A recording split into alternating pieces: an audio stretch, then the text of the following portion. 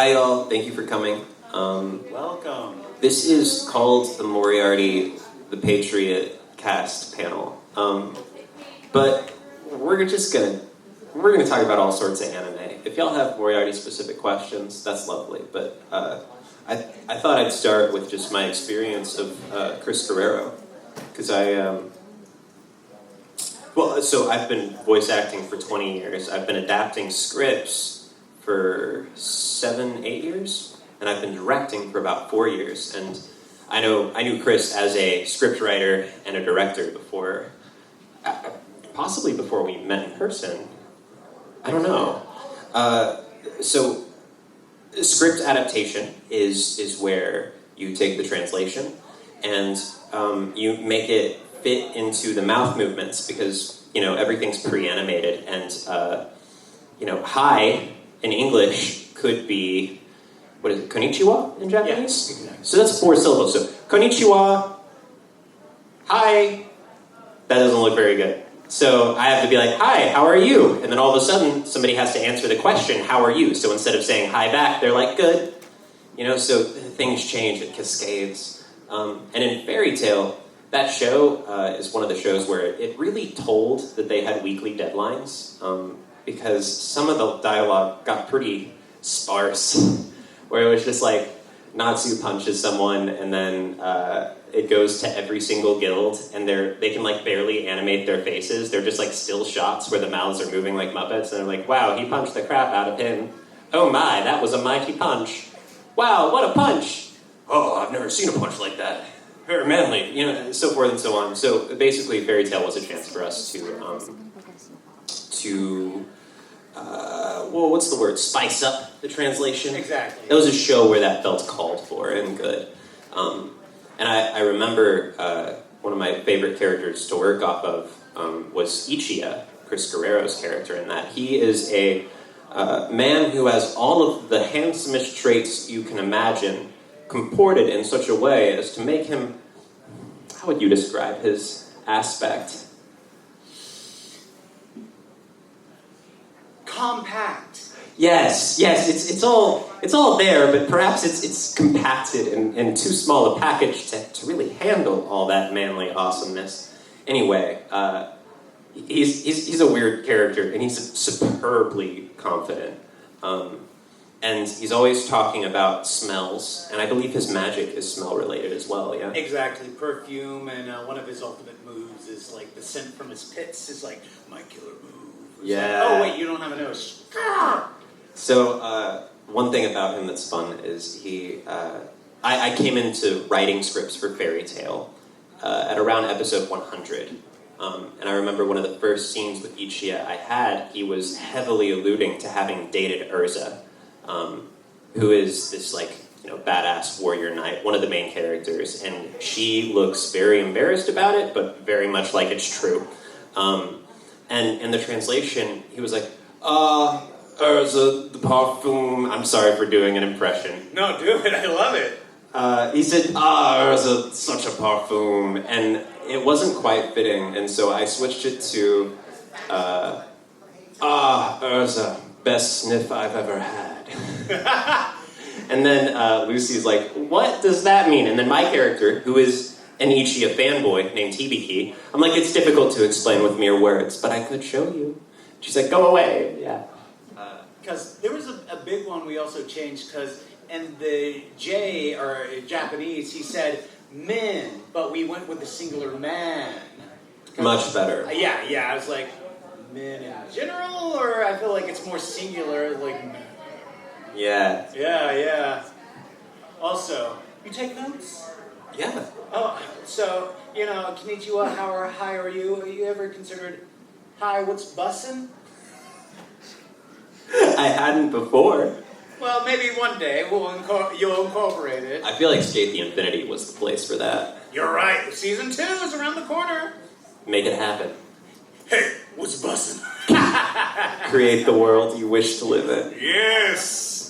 I think the next thing I worked on you with was Nabika, where we got you to play Hachiman. Yeah, you were directing that one. Yeah, I played the disgusting pig guy. Is a guy with a pig for a head. Because, the funniest part is I was like, man, Ichiya sounds so cool. Like, that guy must be like 40, huh? And Tyler Walker showed me your picture, and I was like, huh. And at the time, he didn't have this beard that really adds a lot of distinguished experience to his aspect.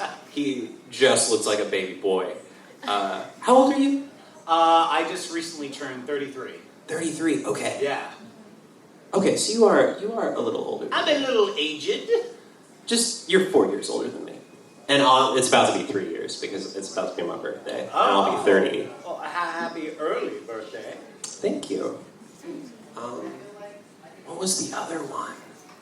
That we worked on, or that you worked on, that was also on? There was something else I wrote. Oh, Overlord. Whenever I took on the salaried gig, I ended up writing seasons 2 and 3 of Overlord. Really? I think. Okay. It might have just been 3, but yeah. I know, like, the first season, it was Josh Greeley who pinned that one. Yes. Josh really set it all up, and then I kept on going after that. I picked it up for them. And it was just a blast. Hearing these whatever words I wrote coming out so very distinguished, and then also so very nerdy whenever they needed to be. Oh yeah, because his internal monologue is. Yeah, it's a whole thing. It's like it's an isekai transported to another world, but like his internal voice is his real voice, but his outward voice is like, "I minds will go." It's like, oh well, no, that's quite a and like I have people ask me, it's like, get 2 different voice actors. Like, no, I think that's one of the main reasons I got cast, because I could do the 2 voices. Yeah. And I guess that brings us up to speed. And then we both were cast in Moriarty the Patriot, and I think that's the first time we really worked off of each other significantly. Yeah, because I think very rarely that. Usually at the time, I think you recorded first, or at least I had stuff to play off of, and like as a role, I never thought I was going to get cast in. Honestly, it was like British. Oh, you did fantastic. Thank you. It's same to you. I was just like, it's an audition. I'm like, you miss 100% of the shots you don't take, so I was like, I might as well audition. So I was like, there you go. It's like, because I actually got a call back for that one specifically. Gotcha. Yeah. So, I didn't get a call back. No, I was like, no, Aaron. They just threw me in. They were just like, you're in. Yeah, I think the only thing I needed to do was just make him sound younger. I think maybe I made him sound a little too old and should audition. Yeah, because we got to be siblings for it, Yeah, because I was also surprised that I also played the younger version of myself, because I know... Yeah. That's interesting. I suppose the idea would be that you were like just post-puberty, and I was just pre-puberty. Exactly. That's what I think was the thing was going on. I mean, because they actually got a child actor in there for it, but I don't think it was just like, it fit. Oh. So they had me come in. They had a real child actor. Yes, they had a real child actor. A little boy come in, and I guess it just wasn't working out in some way. Dang, so if little boy Aaron had been recast, that would have been a crushing blow. No! My ego couldn't have taken it. Because I was like, it felt so bad. Like, yeah, mother was there too. Like, I was like, at least he got paid. Raleigh said, get out of here, you little rat. Sorry, kid, you just can't make it in this biz. But I was like, I felt bad, but I was like, I can get a little younger. Like, I'm not known for doing like young voices, but it's like I can do decent enough, I guess. Yeah. But I was like, that one just kind of took me for a loop. It's like, oh yeah, we're getting like younger people like actresses that can do like kid voices. But specifically for that one, I guess they needed like a young male voice. I actually wrote an episode for Moriarty the Patriot about 3 months before recording started, and it was the kid episode. Really? And I got obsessed with the character. Like, it's the worst thing that a scriptwriter can do is like start to imagine themselves as the character, but it's your job to make sure the lines fit, to act out every line as you're writing it. And so, I'm doing the voice, and I'm like, I could do this. I want this. Because I've always been into eating the rich. Yes, Eating the Rich, the anime. I love it. Yeah, that idea has always been sort of intoxicating to me. I want to make my own show someday, and what's going to happen is someone's going to start I suppose you would call it a terror organization, where they murder the top 10 richest people in the world. Like once a week they do it, and they say that they won't stop until there are no more billionaires. You're allowed to have $999 million, and that's fair. And until then, we keep going. And just starting the story with an organization doing that, evil for the best intentions, a lot like Moriarty. But then, obviously, things get complicated, like you're trying to assassinate one billionaire, but you accidentally shoot, like, his servant or, like, a police officer who jumps to defend him, and then you've murdered an innocent person. And also, billionaires are sort of innocent. I mean, you get it.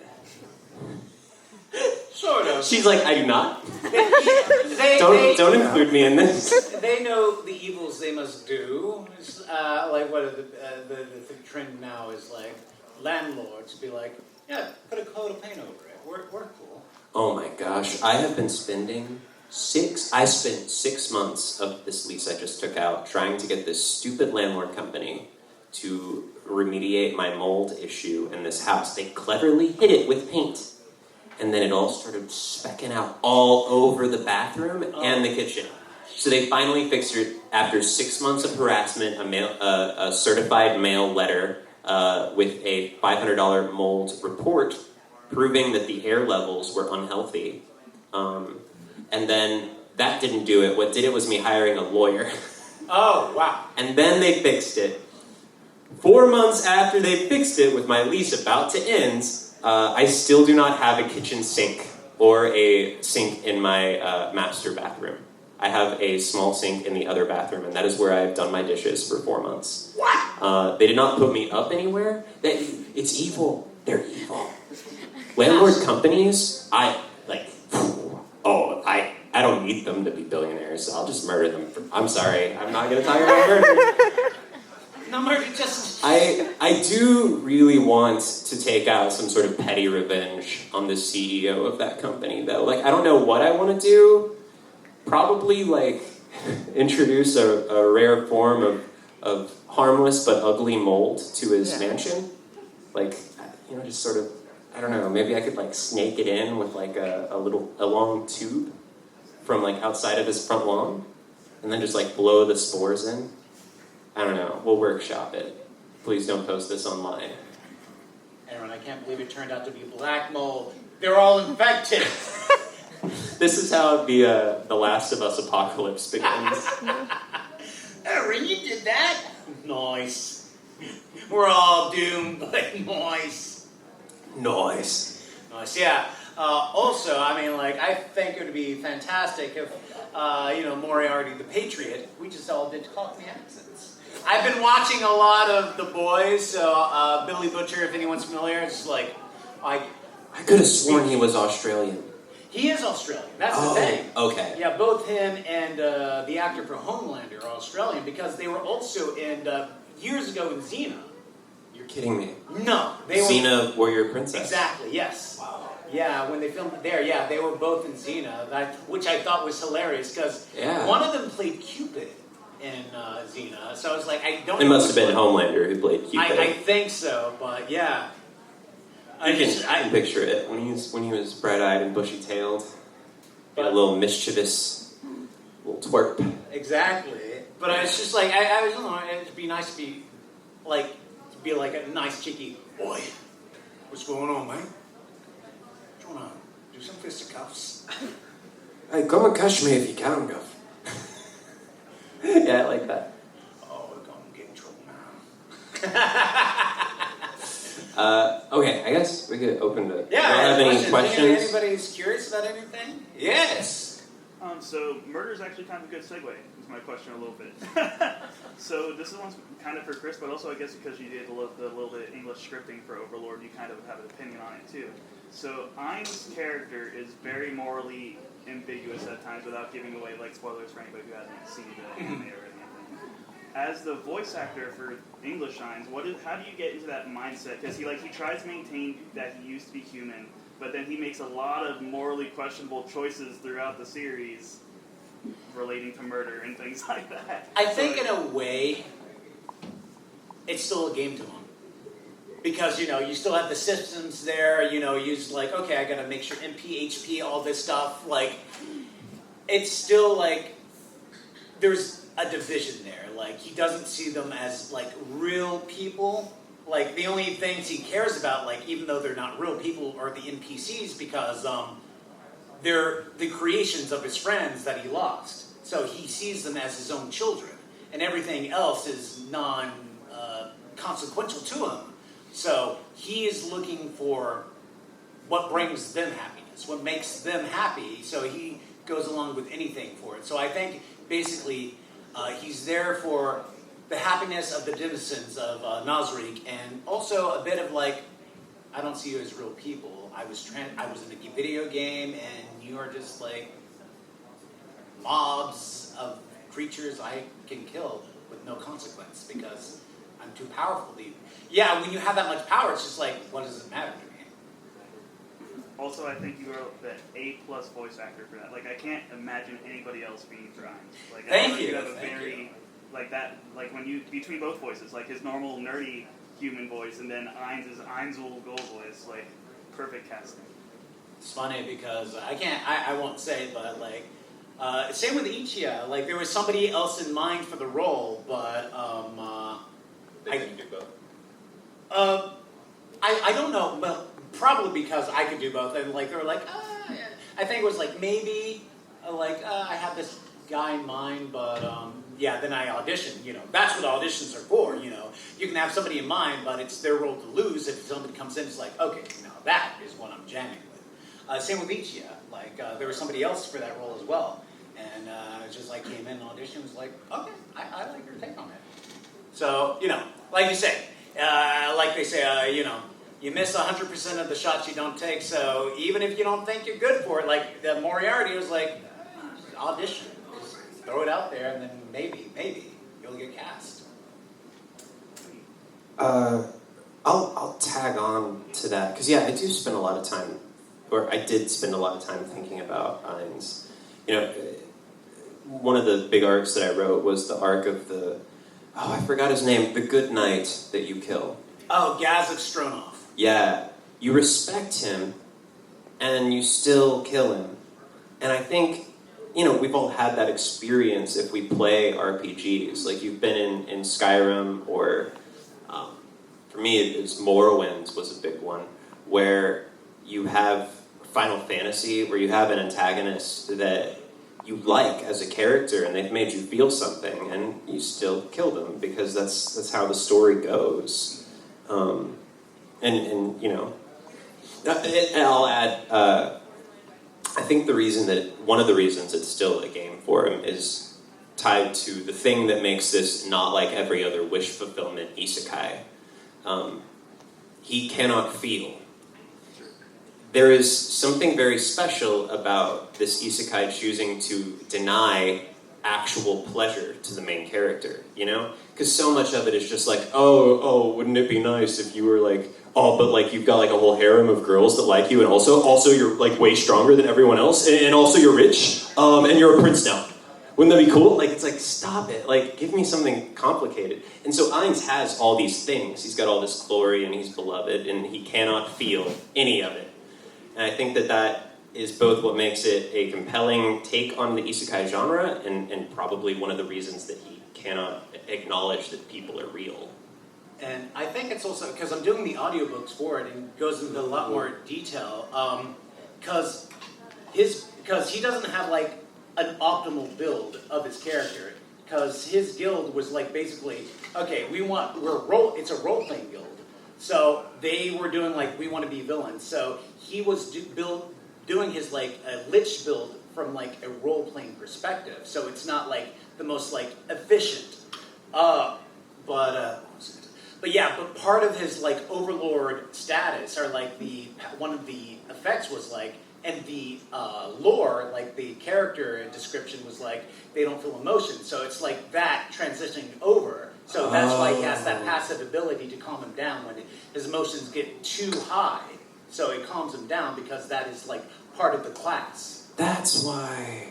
I always thought that was like, maybe he was like hooked up to an IV somewhere and someone was giving him morphine or some shit. Yeah, right? That's cool. No, it's the character class. That makes sense. Because they only showed it in the movie because basically it was a compilation movie, but they're coming out with a real movie maybe next year. But like they added just a little new footage of like showing his human form, where they hack in Matrix style and plug into like the virtual world.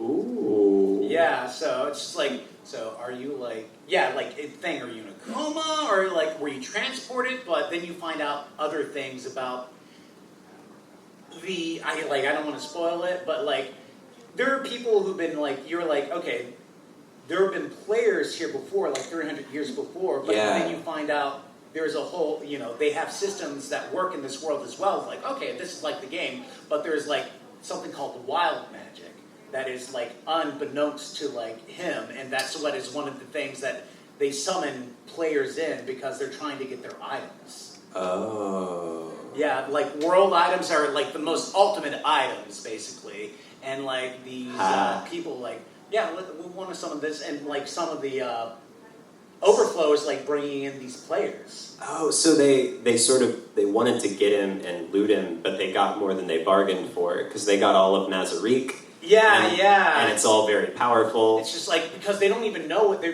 do the ritual, and like this is like we bring in something that we want to get, but we don't know what we're bargaining for.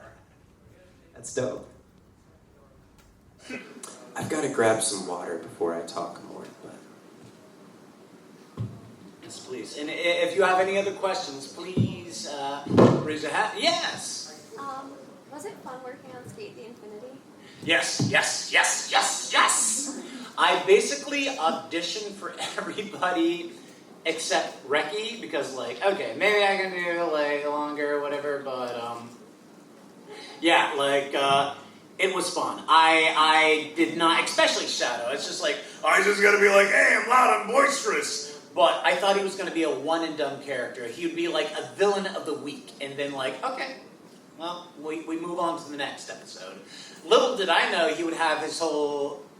Yeah, it's only in episode 2 you find out, but he's like, oh, I'm a nice boy who works at a flower shop. I'm just like, what? What's going on? Huh? This guy has depth? He's not just a jerk? So it was interesting to play the duality of his character. But also, thankfully for me, I could do both. Of like, I could be like, oh, hey, how are you doing? What would you like? I like flower, roses, violets, and then like, hey, what's up? I'm gonna go skate. I'm gonna throw some firecrackers at you to jeopardize you. But like, okay, cool, interesting. But it's been confirmed for season 2. Season 1, I mean, it's not spoilers, but like they go into a lot of backstory of the characters, but they don't really get into Shadow or Hiromi, his real name, background, because I'm just like, why do you put on the makeup? Why the duality? How do you go from being a sweet boy, or man, like he's 24 years old, as he loudly states, but I'm just like, how do you go from that to your persona when you're skating? Because it's like underground skating, illegal skating, it's anime, it's like yeah, we do this like illegal skating. It's like, okay, cool. I mean, I guess because it's downhill and there's no rules and you can like jeopardize people. But I'm like, but what made you? But yes, I love Shadow was very fun, especially playing the 2 parts of his character. Any other questions, curious minds? How many seasons will that last? It's been confirmed for a 2nd season, so I don't know what the content will be, so we will find out, maybe, hopefully. But yes, season 2 confirmed, but we'll see. Yes. how fun was it doing Isekai Quartet, where you had to voice a character in a different setting than normal, and working with other famous like voice actors for their famous animes? I thought it was like, there's no way we're gonna get this because it's like, it was like LA talent and Texas talent, and I was like, I don't know if that's gonna work out, but literally it's just like, because, I do the Eins and Trumbull voice, so I'm used to the comedy aspect of it, so I was like, oh, I know what this is all about. So it was really fun, especially, having the mishmash of everything. And I'm hoping, I don't know if it will happen because I know Isekai Quartet got a movie, and I'd love for that to happen, but I haven't heard anything about it, but, fingers crossed. But we will see. But yes, Isekai Quartet, easy to get into. I know how to do the comedy bit, so I was like, fits like a glove. Welcome back. Are you hydrated? Yes. So you could say you're wet in the whistle? Only inside. Okay, good. Yes. Any other curious questions?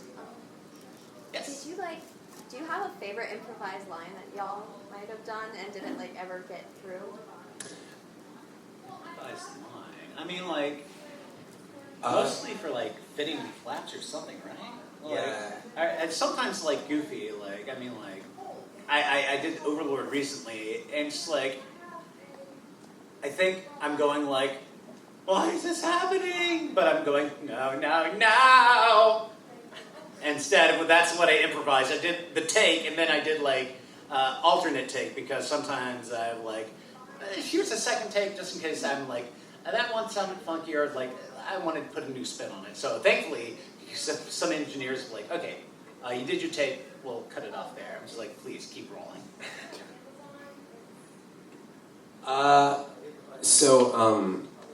Kaguya Love is War, Season 1, I was cast in Season 2, because we recorded Season 2 first, but the original director, Morgan LeRae, wasn't able to direct Season 1, so she asked me to do it. And I did it through a subsidiary studio. They're not really subsidiary. It's a studio that Funimation contracted out the show to, called Studio Nano. And the producer let me self-direct, which meant, and it was COVID era, so I self-directed from home. So I was recording that show from 10 to 2 a.m. On weeknights, just alone with a glass of scotch. And so I first of all, I spent twice as long on it as I should have. Every episode that I was supposed to take 4 hours, I took 8. I would just throw effort at the wall. And I literally would shout until my voice got deeper, and then I'd be well, that sounds nice. Because the character's supposed to have a deep voice. And so then I'd be well, we'll start over. And there's 2 scenes that stand out. One is the shootout scene where we're playing 20 questions. Me and Kaguya are. The entire freak-out session where I think that maybe the thing she's talking about, which she's admitted she likes, might be me. And that whole freaked-out monologue was just the product of me spending a full hour rewriting and coming up with stuff. So it wasn't really improvised. It was slowly, painstakingly crafted, but it was by me at the spot. And then one that I do remember, there's a scene where Kaguya's maid is testing me. She's testing Miyuki. And so she informs Miyuki that Kaguya, because she's a bit sick, has been reduced to an id, to the human id. So she's just a bundle of desires, drowsy desires. And then she says, also when she's like this, she won't remember anything that happens 5 minutes later. Also, no one's going to come into this room for the next half hour. And the walls are quite soundproof. But don't do anything bad. And then she closes the door. At which point, Kaguya drags Miyuki into bed, and he's wait a second. Nobody's going to come into this room, and she's not going to remember anything, and she is totally hitting on me. Why have I been given this overly convenient chance to be a scumbag? And that line, why have I been given this overly convenient chance to be a scumbag, is one that I came up with myself. The original was like, why is this happening? Or something like that. So, why have I been given this overly convenient chance to be a scumbag? That is my favorite improv line. That is good. Yeah, I guess a question from me to you. How is it just to jump into a show from season 1? Do you do your research of like the previous season? Okay, so you did your homework. And Oh, yeah. Self-direction, like, I have an idea because I do the audio Overlord audiobooks, but they let me self-direct. But I'm not as critical because the whole I'm just like, I'm not going to worry about everything here and there. No, you mustn't. No, exactly. But That's really cool that they got you to do it. Yeah, because I got a DM. It's like, you want to do an audiobook? It's like, were you? And then I got a proper email. I was like, oh, okay. Cool. But yeah, like, how is it, like, I guess, self-directing for anime? Did you even have, like, an engineer or anything like that? Or did you self-engineer? I did it on Adobe Premiere. Oh, okay. Yeah. Gosh, because I'm just like, yeah, like you said, like, you said you're writing too? Well, I mean, like, you would, like, you know, spice it up a bit. Yeah, I'm bad like that. I mean, I always have the translation open, and I'm like, is that really what he said? And I'm like, no. And I'm like, is it better? And I'm like, kinda, but could it be better? And then, yeah. It's just like, I'm always curious, like, gosh, like, you know, you do the take, and then, like, does it fit? But also, it's just like, is it good enough? Yeah. So, That's the big thing. I'm like, it's, you know, like, okay, 100 lines. That's a lot in anime, but, like, it's like, okay, like, I'm doing this on my own. Like, I can get through this through, like, a day. But it's just like, then you're, like, doing it on your own. It's like, this monologue could be better. yeah. I gotta add more depth to dangerous. it. Yes, exactly. It's just like, But it was worth it for me because I care about that property a lot. Exactly. That's what I think. Like, I was kind of disappointed. Like, it didn't get. Unfortunately, Kyle Phillips couldn't direct the new season Overlord, who had everything about it. And like, I've been like assistant directing everything. It's like, well, some stuff, but it was like, I wish I mean, I have some input, but I'm just like, but it could have some more because there's like inconsistencies, like name pronunciations. That's a big one. Gaziv, a lot of Gazivs, things like that. I actually had to be like, actually, this character is a she, not a he. Oh my Your god. character. Oh. Yeah, you were there. Neuronist. Yeah, Neuronist. Yeah, so it's like, actually, they identify as female. Oh. Yeah, they're androgynous, but they refer to themselves as female. This is an interesting case where, like, I believe that generally you would want to cast a trans character in a trans role. Yeah. I don't know if Neuronist is trans. Neuronist is a strange creature. Yes. But Neuronist has a very male voice and identifies as female. So I guess that's why that question existed in my mind. But it's not something where, I don't know, like, I don't want to, yeah. The thing about that, like, you know, they can't adapt everything from the book, so you don't get the full picture. So that's the thing. What do you know like, from the books? Yeah, so it's... What was that? What do you know about Neuronist from the books? There's not much more than, like, what you saw, but they definitely refer to themselves as being female. Gotcha. And, like, that's why, like, you know, like, they can say it, like, you know, they have a thing for Ainz, so like, oh, okay, then, you know, they're gay-leaning, but you don't know, like, their gender, so it's like, oh, no, they're actually female. And yeah. Like, okay, I was like, oh, makes sense now. For context, so what they did to make my voice fit this character is they dropped my pitch by about, I don't know, 30 decimals. Really? Yeah. I thought that was all you. No. I did what I could, but it's just me doing like a very, you know, flamboyant, excitable, silky thing, and then they dropped it to go really deep. Ah, okay. Yeah. And in Japanese, it just clearly sounds like it sounds like it sounds like a 40-year-old muscle man. Yeah. Yeah. It's a very Like, so, yeah, you don't know the details until, like, you, like, thank goodness for, like, wikis, you know, when they're, like, adapting light novels, so you can be like, okay, let me get a little reference here and there. It's like, okay, I was like, because I was like, when I mentioned that to the director, it's like, oh, let me double check that. It's like, oh yeah, it says like they identify as female, and so yeah, we will change that. She probably just is female. Like, Yeah, probably was but that's born, the thing. born Yeah, that like way. they're a creature, so you know it's a voice. Like, Yeah. we don't know like whatever that voice is coming out. So they could just actually be a female of that race. Yeah. What do they call it? Mind flayers in like D&D. That's what she is. Yes. Oh, she's a mind flayer. Yeah. Cool. I voice a mind flayer. Exactly. I did like 2 lines as this character. Exactly. It's just like, oh, this character has a little more depth than I thought. But yeah, that's the thing. Yeah, it's interesting. Reading the books and just like, oh, this is good. Well, their first books, it gets into a lot more game mechanics than anything. And Oh, really? yeah, then they go into like other conversations and stuff. Like they'll like the recent episode. There's a fight and he uses an item but doesn't.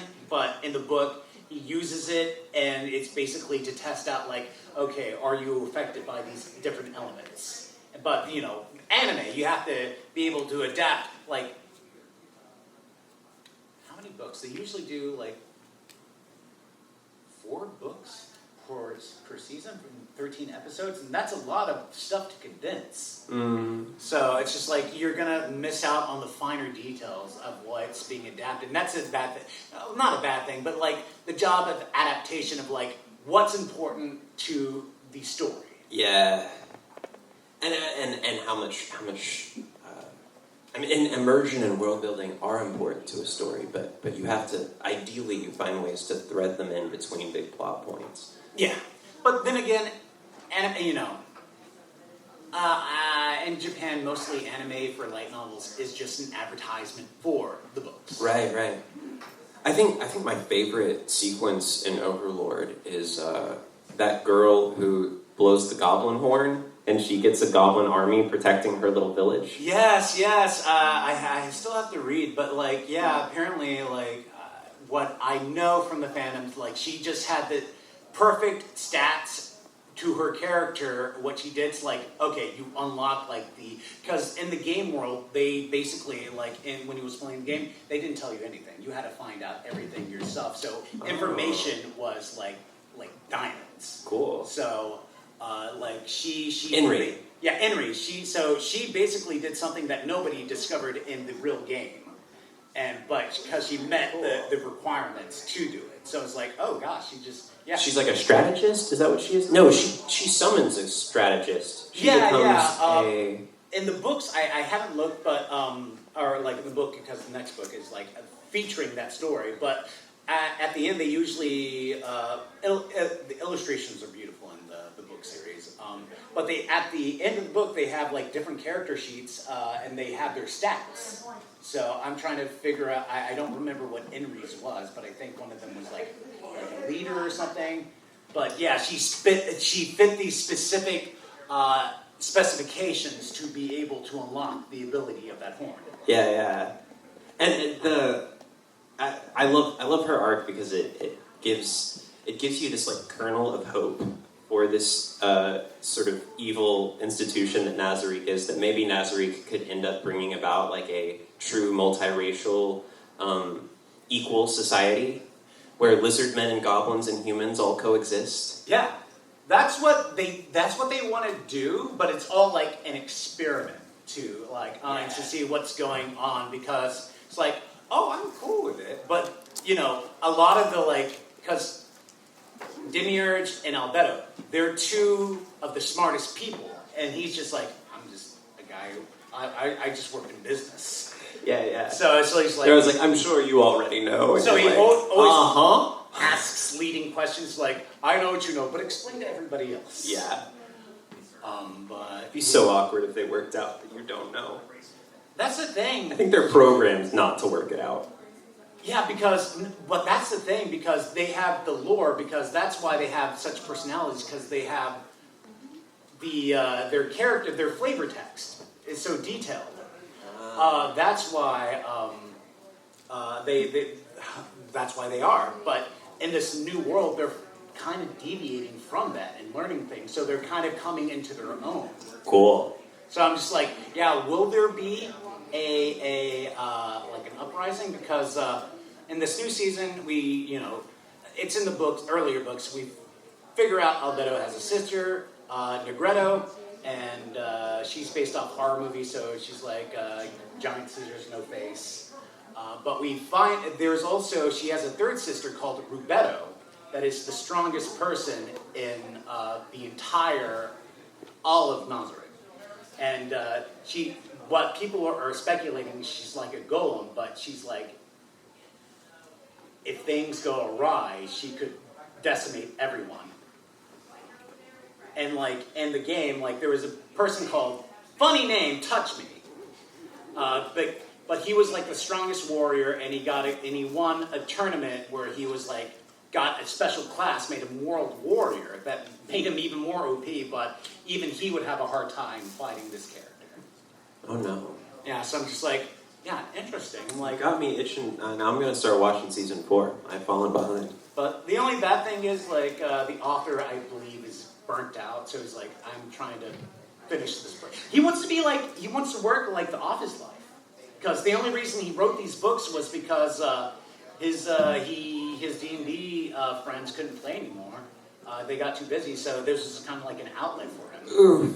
So now, that hurts. yeah, so now it's like I'm trying to end this book in like 3 more books, and then I'm done. Because he was like, I can do like 20, 30. But now he's just like, I'm ending it soon. Aww. So I'm just like, oh, but also I'm just like, You should just George R. R. Martin it. Take his time. exactly. Like, yeah, work at your job. It's kind of, right? But fans can be very demanding in the anime scene, you know? Especially the Japanese side of things. I don't want to say it, but I'm glad you did. Oh yeah, no. I mean, it gets obsessive. Stalkers, attempts at people's lives, or like making like writing Things something like- about a character. It's like, oh, you did that to my favorite character. I'm gonna get you. I remember in Attack on Titan, the episode where Willie Tybur declares war, they used... Admittedly, they totally used the wrong soundtrack. Like, it would have sounded so cool if they had played the, like, old theme. I think it's called You See Big Girl, is the name of the song. Anyway, there have been a bunch of re-edits of this scene where Willie Tybur's like, this is a declaration of war, and then Eren Yeager, like, pops out of the apartment complex above him and, like gobbles him down, and then he, like, tackles all of the leaders of the free world, and also the not free world, and just sort of like rolls around on them, crushing them, and is playing this still pretty epic music. But fans were so mad that the director didn't choose to use like the old theme that admittedly would have sounded more epic. That they like told the guy to kill himself. Whoa! They harassed this man online so bad, and he like posted like tearful messages pleading for mercy from the fans. Oh my gosh! They were so mad. What do they do it on TikTok now so they don't get banned? Oh yeah, that's the term, unalive. Unalive themselves. That's horrible. Yeah. I was like, that just sounds like more like biting. It's like Jeez. unalive yourself. What? Oh. Yeah. Like, ooh. Any other curious questions? Yeah. What has been your favorite characters to voice? Definitely Ainz. He was my first main character. Oh, my first main character to date still. Gecko Moria from One Piece, because I love One Piece. That's how I got into like anime and stuff, was through the comics of One Piece. And Shadow from Escape the Infinity, because I didn't expect him to have like such a dual personalities. Like, I'm a kiss jerk, or kiss maker basically, and then he's like, yeah, I'm gonna, he's dirty, he does tricks, he throws like little, not pipe bombs, and fireworks, and then like fall off, and like, it's a dangerous skating thing. Then he's like, I work in a flower shop, how are you? Yeah, it's like he's really scummy, but he's super fun to watch. Like, he's part of why it's become a popular sport, is because, like, he's the heel. His antics Yeah, exactly. have brought in some of this crowd, They've brought in some of the hype. And, they never got, I'm hoping in the second season, I was saying earlier, but like, they don't ever delve into his background, like why he has this contrast of personality or why he got me to this illegal skating ring. I was like, what's the lore? I have to do a quick segue. I remember listening to an interview of the drummer of Kiss by NPR. Oh, nice. I forget what her name is. She does all the NPR interviews. She's a very educated, smart woman. Is that the older woman? Yeah, she's a little older. It might be Diane Ross? Diane? I think so, something? yeah, because I usually Diane have Sawyer. Sorry, okay. Diane Sawyer. Okay, so Diane is, by the end of the interview, they have the most beautiful exchange where she's like, okay, well, I hope that if we met in real life, you would not be this callous and vapid and hedonistic, and that this is just a show that you put on. And then he says, yeah, I hope you're not such a frigid B-word. And they bleep it. I have to listen And then to they this. cut the interview. Whoa, really? Oh my gosh. She might do the whole outro, but that's the end of the interview, is with them just like laying into each other cold. Wow, I never knew. Oh my gosh, I have to listen to this. Yeah, the reason he was being interviewed was because he had put out a book about his experiences with groupies. And so... Rubies. Groupies. Oh, groupies. I was like, rubies? And so the material was, I would say, intrinsically problematic. It is not something I would volunteer to discuss with Diane if that had been my life experience. Right? Another segue, Ozzy Osbourne. Just because I think it's funny, and it just unlocked a memory. Did you ever hear the thing about his son, basically just, he was doing a comic book, but he was just stealing art from manga? Wait. Ozzy Osbourne's son, I believe, No. was basically plagiarizing, mostly from Hellsing and Bleach. And he just thought he wouldn't get caught. Exactly, because I He's like, guess nobody watches this stuff. Yeah, because it was like very blatant. It's like, What a little turd. yeah, I'm just like, Someone worked hard to make that, and it isn't you. I thought that was the funniest thing.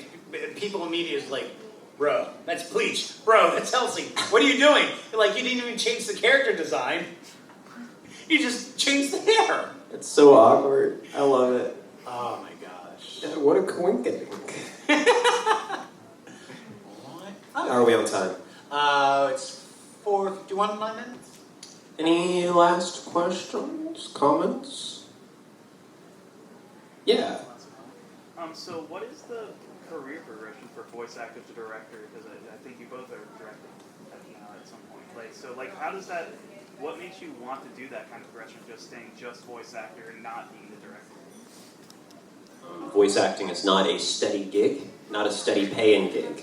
And so most people who end up wanting to direct, they just want the stability of having some work to do in the studio every week.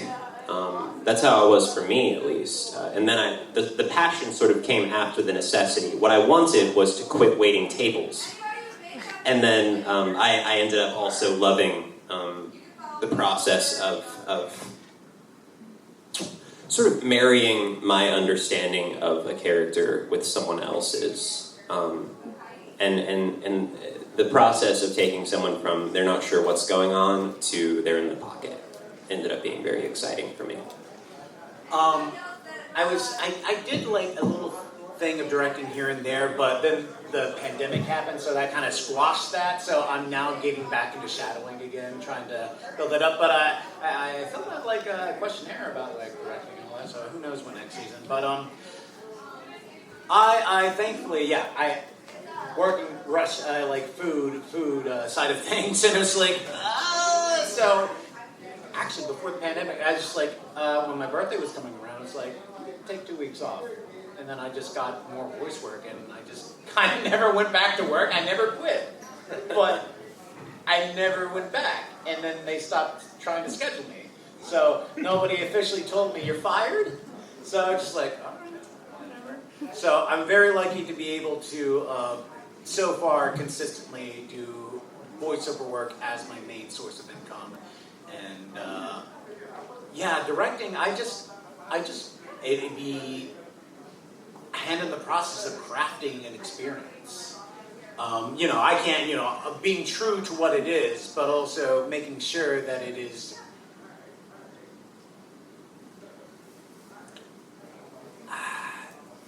that's the way to describe it.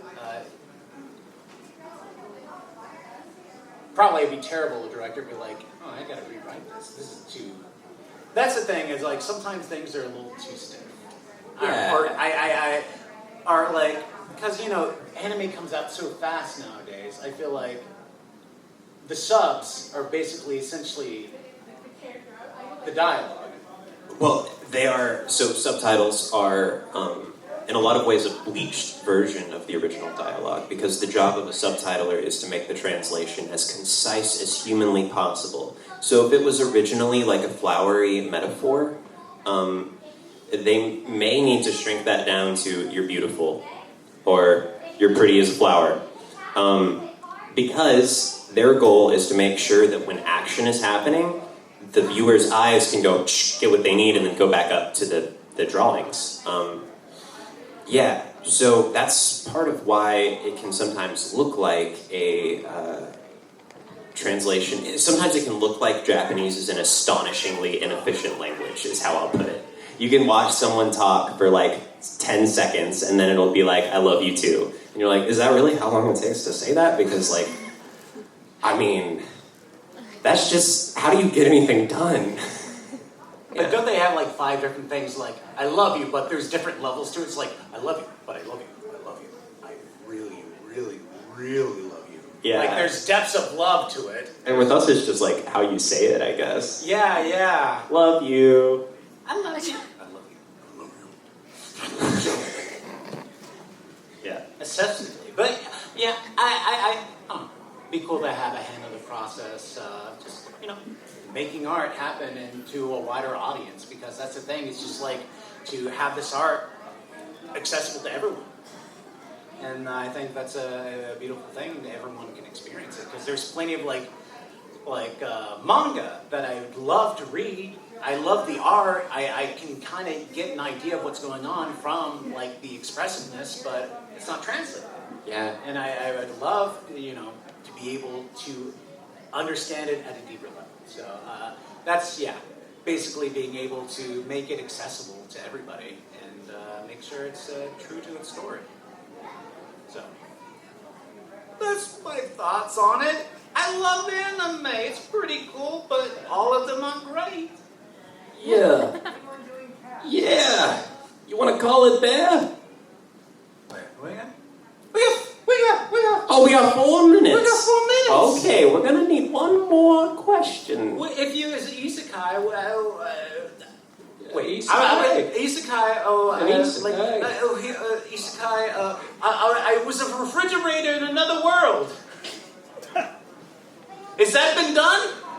Tell me if it's been done. I gotta know. I have a market I can do. I'll submit. What This do you is gonna be your original? Yeah, exactly. Ooh, I put a drink in me. It's perfect temperature. I'm actually working on a comic right now. Oh, really? Nice. Yeah, I'm sort of going for manga style. It's like anime meets Over the Garden Wall is what we're going for. Oh. Yeah, and it's about necromancers. Okay. Uh-huh. My gosh. Yeah. Y'all want to hear a scary story? Yes. Yes. Okay. Great. If y'all had said no, I don't know what I would have done. Okay, so this is the true story that my manga is based off of. So the true story is that once there was, in about 1800, there was a man, he was not a doctor. He was like a chiropractor or a vet or something like that.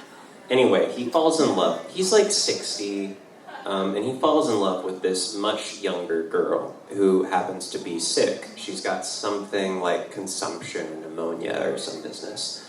And he's like, hi, I love you. And she's like, hi, I'm dying. And he's like, I will save you and then marry you. And she's like, please don't, I'm not going to marry you. And her family is like, she's not going to marry you.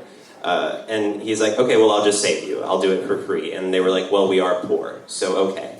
So he could have paid to get her a real doctor, but instead he treats her himself, coming up with all of these concoctions and tinctures, and probably speeds her death rather than delaying it or curing her.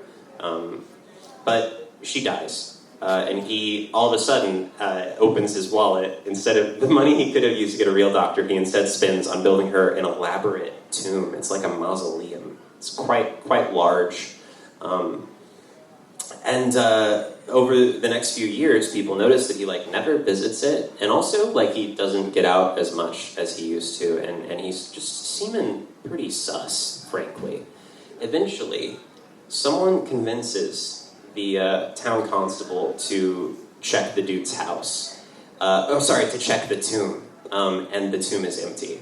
And then they check the dude's house, and lo and behold, the girl's body is there. He has been preserving her with a mixture of formaldehyde and plaster to, as her body decomposes and collapses, to sort of keep things looking good.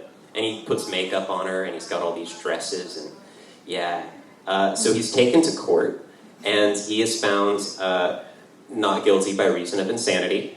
And the story is actually romanticized in a lot of newspaper headlines. They're like, he just couldn't let go after he lost his love. So anyway, in my comic, that man is a necromancer. And the main character is that girl's little sister, who is trying to get to free her sister's zombie. And she learns necromancy in order to do it.